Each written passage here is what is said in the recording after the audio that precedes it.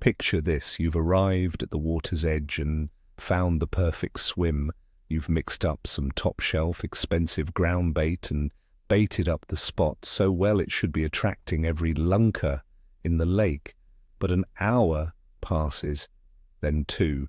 Your quiver tip hasn't budged, and your float is sitting there like it's frozen in time, or worse, you're only catching tiny bits and bobs when you were expecting a proper trophy.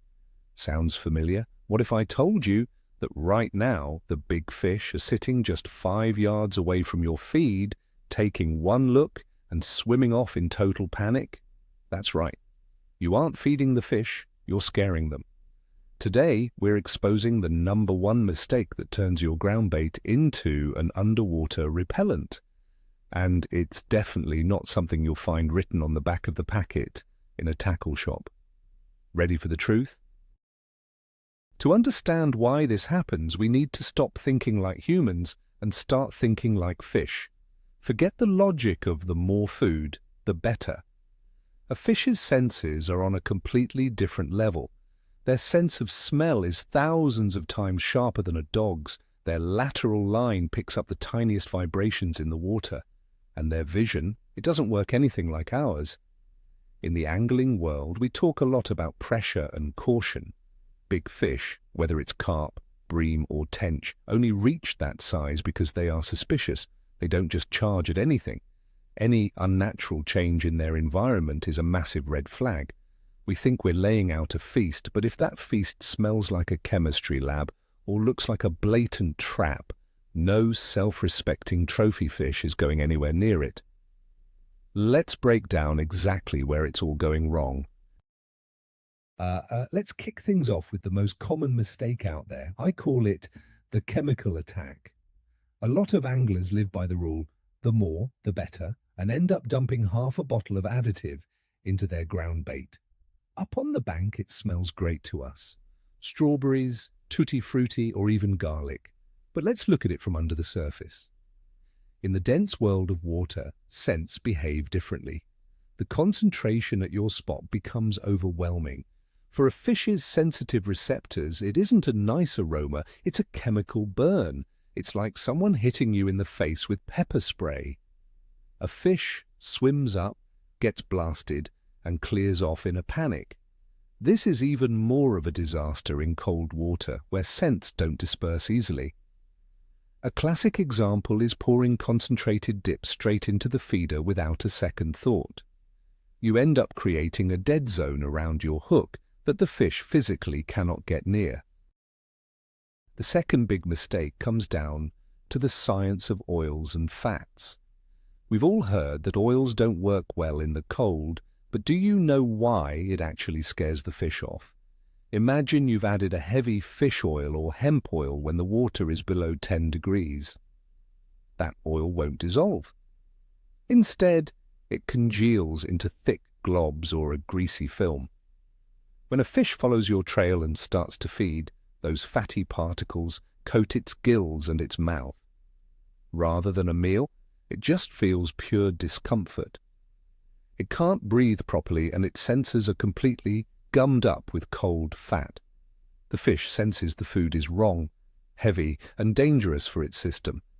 It'll clear out to wash its gills and it won't be coming back. The irony is that same mix would be deadly in the summer, but in these temperatures, it's doing nothing but killing your swim. Now the third thing is the color of your mix. We often overlook just how much contrast there is on the lake bed. Think about it. Most of our lakes and ponds have a dark, silty bottom. If you dump a few kilos of bright yellow ground bait down there, you're essentially creating a massive, glowing beacon. Sure, the small roach might pop over for a look, but for a big, cautious bream or a carp, that bright patch screams danger. Against a light background, they're like sitting ducks for a pike. For a proper trophy fish, the instinct to stay alive is always stronger than hunger. They see that light spot like a spotlight in a dark room, so they'd rather stick to the shadows on the edges where their camouflage actually works. You could be sitting over that traffic light for hours while the fish are just circling the perimeter, refusing to ever settle on the spot. The fourth issue is the particle size, what we call the fraction. Now there's an old saying that a big mouthful makes a happy face, but here it's the exact opposite. If your ground bait is nothing but fine dust and crushed biscuit, you're just creating a massive cloud in the water. That cloud is a magnet for the small fry. Roach, bleak, and hybrids will be on it in a flash, causing a real commotion and never letting your hook bait sit still. Big fish, they can't stand that kind of fuss. But more importantly, there's just nothing there for them to actually eat. A big slab of a bream isn't going to waste his energy filtering through a bit of dust. He knows the effort just isn't worth the reward. He'll simply swim right past you in search of a proper meal, something like snails, bloodworm, or decent-sized grains. A fine, cloudy mix is great if you want a high-paced session with small fish, but it's the number one thing that'll keep the real trophies away from your swim. Number 5 is a classic mistake on those long sessions: sour bait. You've boiled up your mash, your corn, or your peas, and left the bucket sitting out in the sun. By the next afternoon, the whole lot starts to turn, and you get that sharp, sour whiff off it. Now, a lot of lads think, oh, sure, it's grand, the fish won't mind, a bit of fermentation is probably good for them, but that's a total myth. There's a massive difference between controlled fermentation and just plain rotting. This sour gear completely ruins the pH of the water. It starts pumping out CO2 and toxins, making the water right where you're fishing go acidic. Fish can sense that chemical shift from a mile off. To them, it's a massive red flag that the food is spoiled and dangerous. You're basically turning a cracking spot into a dead zone with your own hands. If your bait has gone off, be ruthless, chuck it in the bushes. Just whatever you do, keep it out of the water. An seu botun na niomarca, corai samhealbia, no angeisiar aran ngrineal. Quirian goleor de antusoiri rudai cosuil, le knaib heilt, nos ke allogak no coco leis, a meas canchun go neireoid, miriana beaga anios sanuisk. Is ean smawi neam hana an tias camela da oi befadig sein, a chynwair a pion ani o marca de na miriana seoan, airion cursa I trina chailithios aran ngrineal. Bion gash rudag boilge arnach agus ag bogat suas is anuas, de fead fadi se sin of haith go maith de sharbaig niom hasha, ach scan rayon na neam realtacht seo am bran mor no an line, is ias canaireach iad siod. Nior choir gum bead ar an bia leam, isteach im beal an aisk. Mab hion an iomarca corai sabia, ni cruthaion se bratsiard ar an nangrineal. Ina ait sin cruthaion se columbrus caires anuis. Is fear lehiask mor an crinil, bia ata soceir agus tame. Bia ata ina luigo deas ar an grineal ag fanasht, gun iosfar e. Mai fisian aiask mor mireana ag sior shnam ha nios. Seapan se guriask biaga tag prio kath ampia, sia has gur fuanze, seas hash, kodaithe ata an. An se ashtu pointe, fed bi an fluchta, is an taoile achnach, fuil, goleor wishe an ambotun, is mo adeanan tosaithioiri. Brith nayon an measkan fluch goleor, agus is feidir liathroidi adheanam de goheaska. Ach aluaithe is a buaile an se entuiske, pleascan se as a chele laithrech, fiusula bainian se an graineama. Merthorad esin, scapeter an biai gechain is ike kungar. Iniunad an tesk adarrengt, is teach, chwig aunait am hain, tatu as scapead amach. In ait ayed abheith dirithe ar feistebiag. Bion an tiask agrith thart ag pioked suas grabloga an seo is on siud. Imion an iomayocht as, agus eirion an greim go donna agus go korach. Is meid lais aniask mor fanacht ar spota beag daing gean. Ma squabtarambia cupla meada rasios ansrut, scarifaedan scoileas cocela agusimoid siad. Ni mordond haya fanacht sabiathai thiwer goderi gumbaid ser an mbun, agustosu agobair ansin amhain. Is mechanic and by an chair tune an askakone eil fawi dus macht. Mistake number 8 is all about the smell, but I'm not talking about the ground bait. I'm talking about your hands. Now, a fish has a sense of smell that had put a gun dog to shame. Take a look at your paws there for a second. Have you been having a smoke? Did you slap on the suncream or the fly spray? Maybe you filled the car with petrol on the way to the loft. See all that stuff, nicotine, chemicals, oil? It's pure poison to a fish. It's a massive danger signal. When you're packing that feeder or putting a bit of bait on the hook with those hands, you're leaving traces of that muck in the water. To a fish, it's like setting off a feckin' air raid siren, especially that fly spray. That stuff sends them into a proper panic. If you've been spraying yourself and then dive straight into the bucket of ground bait, you might as well pack up the rods and head to the pub. You won't see a decent fish for love nor money. Always, and I mean always, give your hands a right good scrub in the river water before you touch a single bit of bait. Point number 9 is what we call filling them up. Believe it or not, you can actually overfeed the fish, especially if you're using heavy, high-protein mixes when they're not all that active. If you go dumping kilos of pellets, boilies, or oily ground bait into your swim during the early spring, late autumn, or just as the weather turns, the fish will satisfy their hunger way too fast. Their metabolism is slow, so after a few mouthfuls, they've had their fill. They might stay right there on the spot, but they won't bother biting. Your hook simply gets lost in a mountain of free food. At the end of the day, your ground bait is meant to tease the appetite, not satisfy it.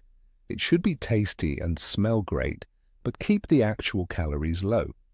You want the fish constantly searching and never quite feeling full until they finally find your hook. 10-я ошибка – это игнорирование течения во время стартового закорма. Казалось бы, чистая геометрия, но про нее постоянно забывают. Вот смотрите, вы нашли перспективную точку на дне, заклипсовались и начинаете интенсивно бомбить ее большими кормушками. Но если на реке есть тяга и приличная глубина, то пока кормушка идет ко дну, ее неизбежно сносит. В итоге корм вымывается и ложится не там, где вы мерили дистанцию грузиком, а на несколько метров ниже по течению. Получается абсурдная ситуация. Вы ловите в одном месте, а накрытый стол находится в другом. Рыба стоит на корме, а ваш крючок в пустой воде выше по течению. Крупная рыба почти никогда не поднимается выше кормового шлейфа. Она держится либо на самом пятне, либо чуть ниже него. В этот момент вам кажется, что рыба игнорирует прикормку, а на самом деле вы просто промахнулись мимо цели. Поэтому всегда делайте поправку на снос кормушки, чтобы ваша насадка всегда оказывалась в самом центре событий. Point 11. Forgetting the meat when it's absolutely vital. We've all fallen into the habit of relying on just ground bait and crumbs. No, listen. For your bream, carp, and especially tench, animal protein is the real deal. We're talking bloodworm, maggots, and chopped worm. If you're fishing a loft that's already stuffed with natural feed and you only offer them bakery stuff, the fish just won't recognize it as food. Think about it. You're expecting a proper steak dinner, but all you get is a dry biscuit. It might smell grand, but it's not a meal. Adding a bit of the soup, chopped up worms or maggots, sends out a massive signal that there's a high-protein feast on the way.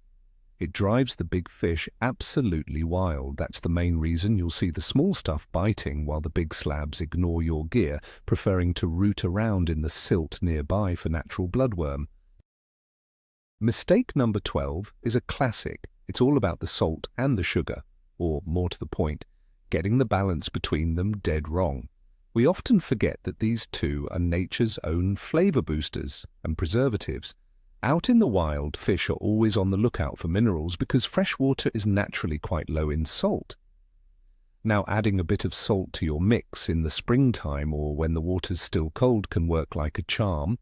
It's a proper magnet for them, but you have to be careful. If you overdo it, you'll get the opposite effect. A mix that's too salty causes dehydration, and the fish will just find it uncomfortable and move on. It's a similar story with sugar and molasses in the summer. If it's too sweet, it's just not right. But the real problem is that sugar kicks off fermentation. If you mix up a sweet ground bait early in the morning and you're out in the heat all day, by lunchtime, that sugar will have turned into alcohol and vinegar. The key to it all is moderation and knowing your seasons. Springtime is for salt and spices, and the summer is for sugar and fruit. Just keep it balanced and don't go overboard. Number 13, noise while feeding. Every carp angler knows about spomming. It's highly effective, but it makes a serious racket. If you're fishing in shallow water, let's say less than 2 meters deep, a heavy feeder or a big ball of bait hitting the surface is like throwing a brick into the water. Big fish are extremely wary of that surface impact. If you're bombing your spot every couple of minutes, you're effectively scaring the fish away. They'll move off to a safe distance and wait for the bombardment to stop.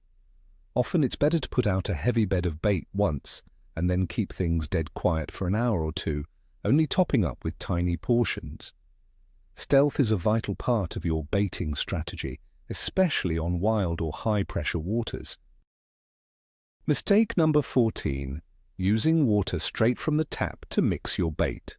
Now it seems like a small thing, and plenty of lads do it at home just to save a bit of time on the bank. But here's the problem. Tap water is loaded with chlorine. And chlorine, that's a killer. It's there to bleach out the germs, and the fish know it. To them, that smell is a pure warning sign. It'll kill off any nice aromas you've put in, whether it's vanilla, strawberry, or whatever else. Even if you let the water sit out for a while, there's always a bit of a chemical trail left behind. When you head to the lake with that, you're bringing in something harsh and foreign. So remember this. Always get your water from the actual spot you're fishing. That way you've got the local microflora, the right pH, and absolutely no nasty chemicals to scare the fish off. It makes all the difference. So it does. Point 15. The mismatch between your loose feed and what's on the hook. Picture this.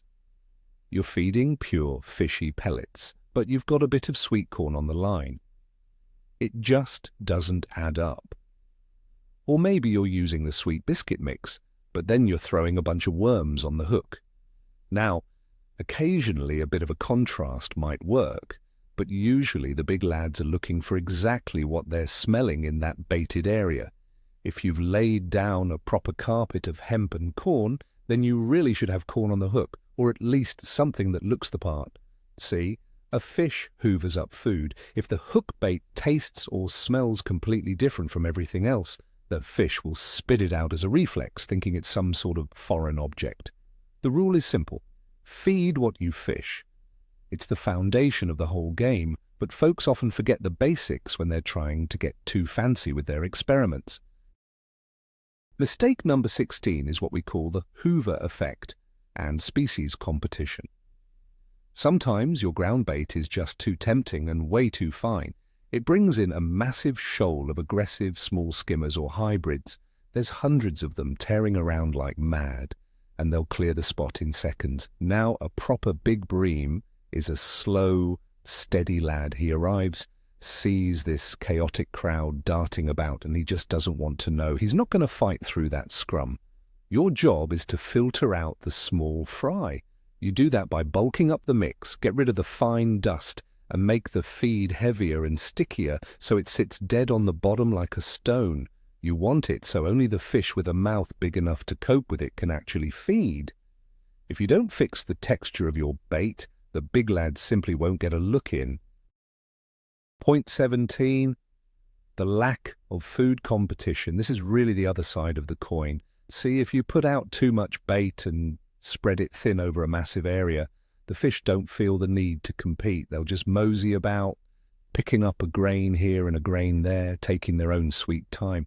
They're full, they're relaxed, and the bite will be sluggish at best. What you're looking for is that sweet spot where there's just enough feed to get them riled up. You want a crowd of fish, but a shortage of food. That's when the instinct kicks in. Get stuck in before the others beat you to it. In that state, the fish drops its guard and hits your bait properly hard. The real art of baiting is finding that balance, keeping them keen with the scent without actually filling them up. Mistake number 18 is getting stuck in the old seasonal colour trap. You've probably heard it 1,000 times. Use dark ground bait in the spring and light in the summer. But honestly, that's a massive oversimplification. All comes down to the water clarity on the day.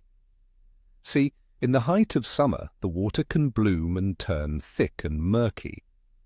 Down on the bottom, visibility is practically zero.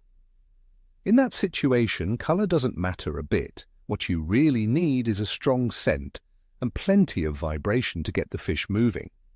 Then, come autumn, the water clears right up, and a dark mix will stand out perfectly, even in the deeps. The real mistake is following some textbook rule without looking at the actual conditions in front of you.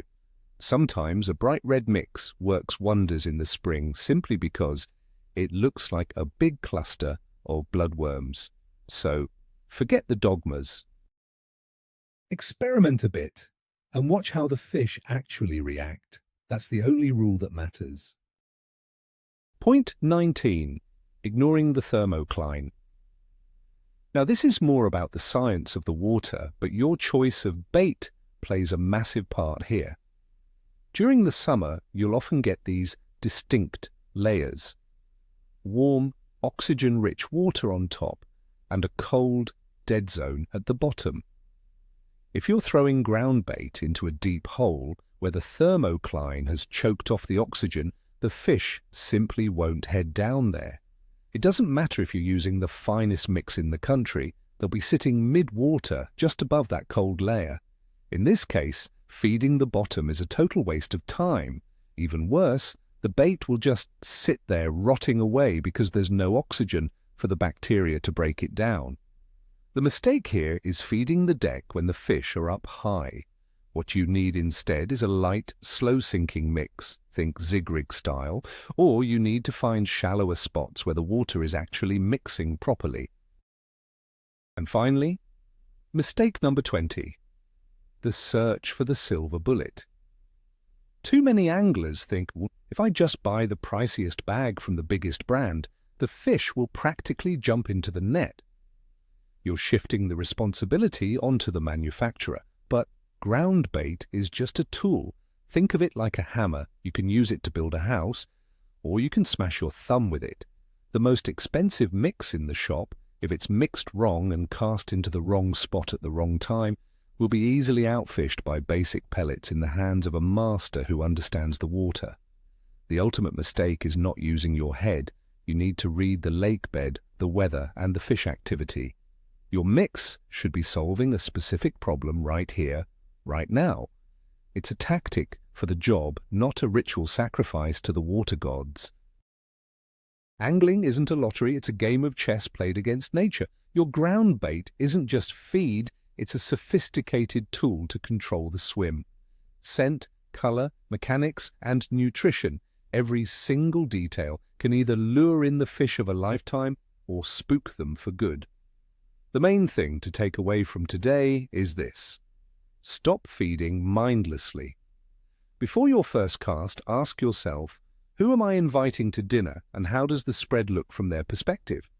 Don't overdo the additives, keep your bait fresh, and always mind your hands. Stick to these rules and you'll see those quiet spots finally wake up. The small bits will clear off, making way for the heavy, confident pools of specimen bream and carp. Cheers for watching. If you've ever been guilty of these mistakes, or if you've got a story about the weirdest thing you've ever put in your mix, drop a comment below. Hit that like button, subscribe to the channel, and I'll see you at the water's edge. Tight lines!